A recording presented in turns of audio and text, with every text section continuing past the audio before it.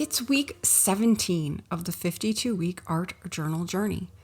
Here in central New York, it's the slow time transition from post-winter ugly bare with tiny glimpses of lively beauty to the verdant outburst of spring.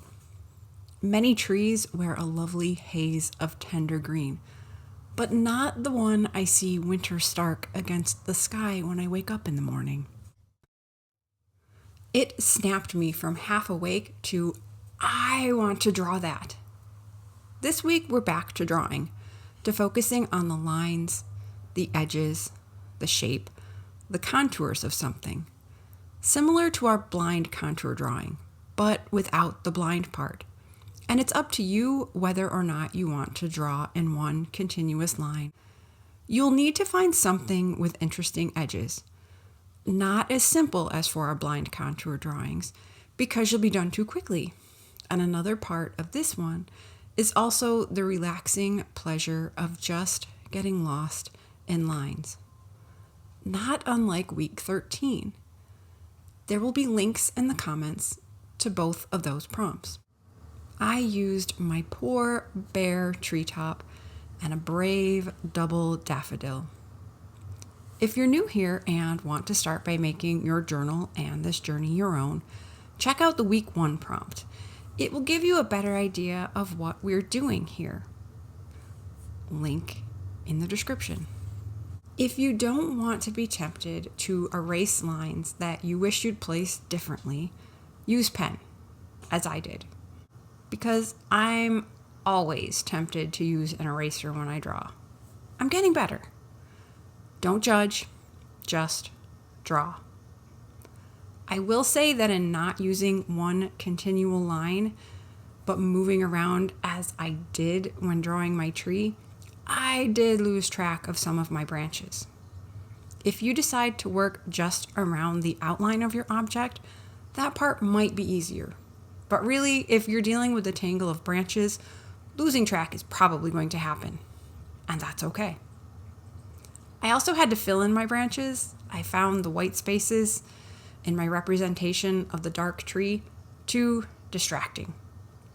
That wasn't an issue with my cheery yellow daffodil. It was much easier to focus on the edges of its bunched petals. Whatever object you decide to explore and draw the lines of, just relax and enjoy with a non-critical eye.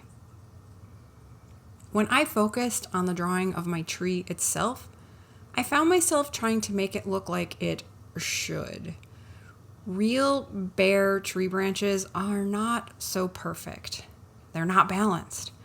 They're not necessarily even logical as they've grown to reach towards sunlight. Not artistic in a classic sense. They can look confused and confusing.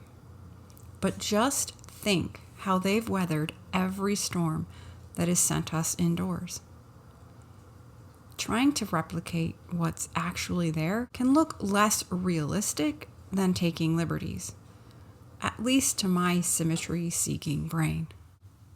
Maybe there's a situation in your life in which you need to take a step back from the finer details that have you overwhelmed and confused, to look at them in their larger context, to find the boundaries instead of feeling like aspects and related emotions are spilling all over. Or maybe there's something you've been refusing to look at directly, something you know you should take on, but you haven't felt ready. Is it time to turn and face it, to size it up and take it on? If there's something in your life that came to mind when you heard either of those suggestions, use your journaling time to write yourself some perspective. Maybe there's not something like those going on for you at the moment, but you've probably experienced something that when you slowed down or braved up to really look at, it turned out to not be quite what you expected.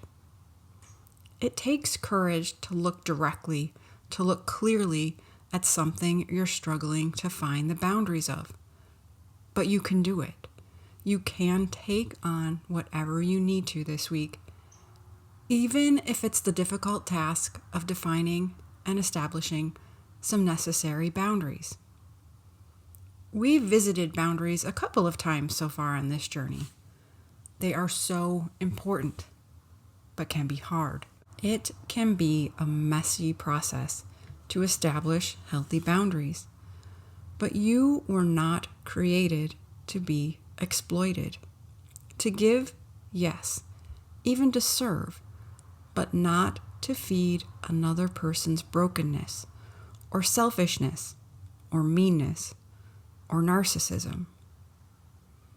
If you need some encouragement in the area of boundary setting, or a reminder that hearts heal and boundaries are part of that, check the links for Week 7 and Week 8 prompts, Mending Hearts and Boundaries. You are braver than you think you are. Thanks for joining me for another small art and journaling prompt. I'll be back next week with another. If you'd like to follow more of my arty journey, you can join me on Facebook or Instagram.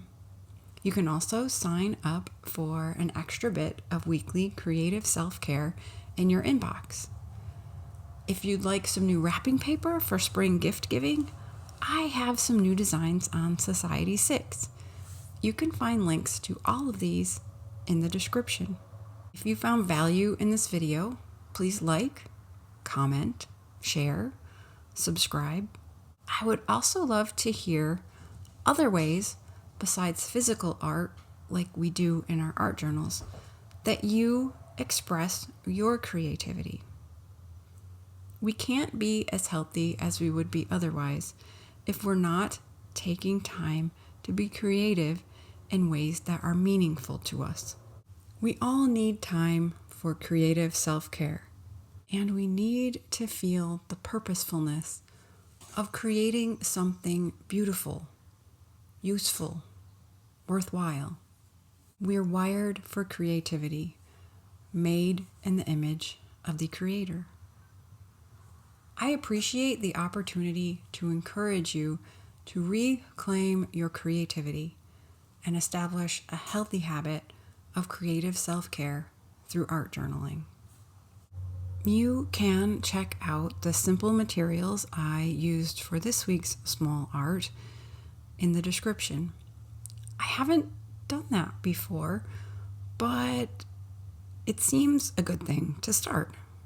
Take the time to be creative this week, and I'll be back next week with another small art and journaling prompt.